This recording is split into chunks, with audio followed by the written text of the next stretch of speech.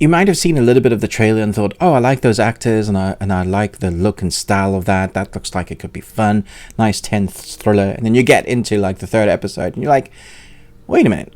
I know this story. You'd be right. The Talented Mr. Ripley is a similar story here, except we have a number of episodes that are all like an hour or longer, depending on what episode you're on. And you're going to be asking yourself, is this needed? Did we need something that is now stretched out to 8 episodes in a film that did a pretty good job, if you ask me, because I thought the film was really good? Did we need to have this? So let's talk about it. A grifter named Ripley, living in New York during the 1960s, is hired by a wealthy man to begin a complex life of deceit, fraud, and murder. We have the incredible talent of Andrew Scott playing Tom Ripley, and we have Johnny Flynn, who plays Dickie Greenleaf, and Dakota Fanning playing Marge Sherwood. And then kind of a side character, Maurizio Lombardi plays Inspector Pietro Ravini. This was an interesting ride because I have mixed feelings about this series. On one hand, it's incredibly well filmed. It looks brilliant. I like the idea of the black and white kind of adding to that noir feeling. In episode 1 is particularly noir. In every single frame and shot, you are just feeling that like somebody needs to be smoking a cigar and wearing a hat. And you know, I was sitting in the corner of the booth one day and this man walked into the bar and I recognized immediately. I knew he was no good. He had the lady under his arm, and I don't know where that story's going, but it feels like those detective noir novels. It kind of places you in that zone and frame of mind. What line of work are you in, Tom? Accounting. You're a very hard man to find. But that first episode is really kind of to understand that our Ripley character is one that is kind of running from people. He is hiding, doesn't have an address, he's misleading people, he's a con artist. He finds himself in a world of hurt and pain because of all the choices he's made in his life. And we're starting to understand the psyche of the Ripley character, and I thought Scott played this amazingly. You really get under the skin of that character. You understand kind of what makes him tick for the most part, because we get much more of his psyche developed in the further episodes. So he finds himself in a position where he can take on a job and basically run away from the stuff that he's been building up, and people have been trying to catch him out and catch him really. And he ends up doing a job for this father who wants his son to come back from gallivanting and using his inheritance and just living in Italy, trying to be a painter. And we have Dakota Fanning, who is in a relationship with Dickie Greenleaf. She's Marge Sherwood. She is an aspiring writer, and they live in this quaint little village in Italy. If you've seen Luca, you have an idea of it. I went to Venice with my wife recently, and I can say it's exactly like they showcase on movies. And if you've never been to Italy, the feeling of a different lifestyle and pacing, how you work, what is okay, the need to be fit because you're going to be climbing a lot of stairs. That is a real thing. All of those things are real.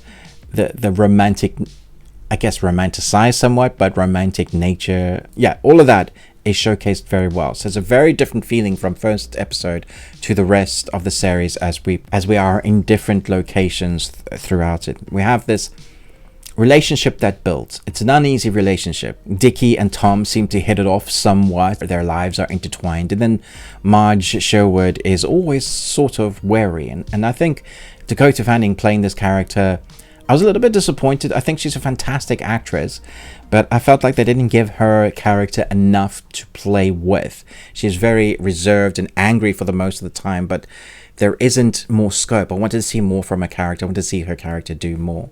And then with Dickie Greenleaf, I liked his character. You knew exactly what he was, and he acted like he was. It's the Andrew Scott character, Tom Ripley, that we sent on for the most, and you feel uneasy watching him a lot of time because his character in itself is weird, quirky in a bad way, in a are you a serial killer sort of vibe. I have no idea what you're talking about.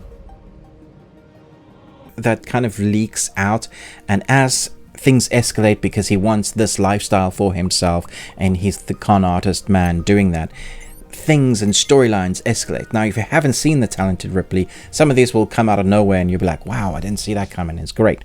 But if you have seen the film, you know the story beats. There's just a lot more padding and things drawn out. And when I say drawn out, I think this is heavily drawn out. It's one of the slowest series I've watched of late. And I'm not saying that's bad, because that certainly wasn't. You get to see the in and outs, the character development, those conversations that draw the characters in, the trust that begins to build, the drama and suspense of the investigation by Inspector Peter as stuff starts happening for the inspector to start investigating.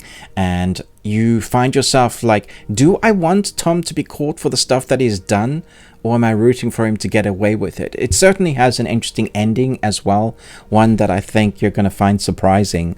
And the investigation that kind of runs its course, where it goes, that's interesting. But it's a slow burn for sure. And if you can handle slow burns, that is sort of artsy-fartsy. I use that term. It's not a negative. It just has that feeling and that place. You have to be in the mood for it. So I think it's all acted well. It's well presented. The cinematography is beautiful.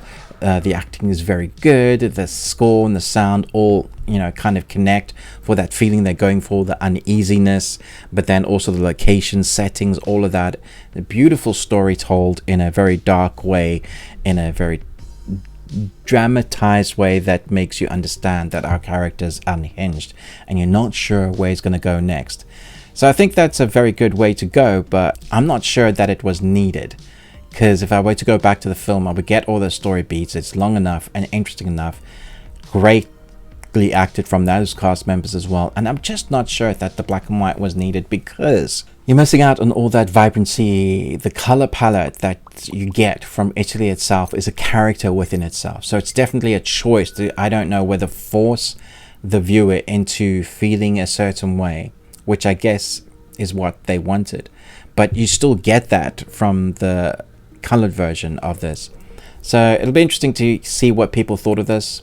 I'm kind of midway. I'm going to give it 3 Nicolas Cages, because I don't think it's less than that. I just didn't enjoy it. So 3 Nicolas Cages out of 5. You got one. I'd love to know what you guys thought of this. Are you going to give it a go? Did you like The Talented Mr. Ripley? Have you read the book? Have you watched the movie? Which version do you think is the best? Love to hear your thoughts on it. Thanks so much for watching. If you're going to get started in this is a long trek. I found myself clock watching a number of times. So love to hear your thoughts. Thanks so much for watching. But most of all, until next time, remember, live long and Tuesday.